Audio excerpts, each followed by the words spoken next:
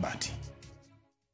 Jalup jatend piny Kithure Kindiki ojiwo jotelo mapacho ka mondo kaw ting' mar chungo weche mawuok e dhoge manyalo pogo oganda jo Kenya kendo kelo sigu e kind jopiny. Kindiki molose kanisa moro Kilgoris onyiso jogo manie lemo mag telo mondo neni ok gitimo kata wacho gigo maricho manyalo kelo rochruok mar arita kwe e pachoka.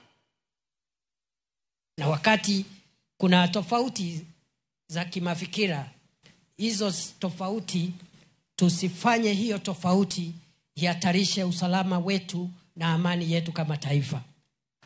Hata kama mtu wako na mafikira tofauti, ayaseme kwa njia ya taratibu, njia ya heshima, wenye kuambiwa watasikia unasema nini. It is possible to air your different views without hurting national stability, national peace, and national harmony. It is very possible. Inawezekana. Sio lazima ati kwa sababu uko na maoni tofauti, sio lazima uhatarishe amani ya nchi. Wewe sema mambo yako, na kama ni mambo mazuri yatajumuishwa katika ujenzi wa taifa.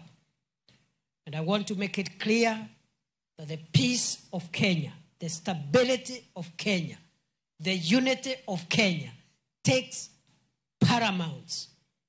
It takes precedence over all the other issues.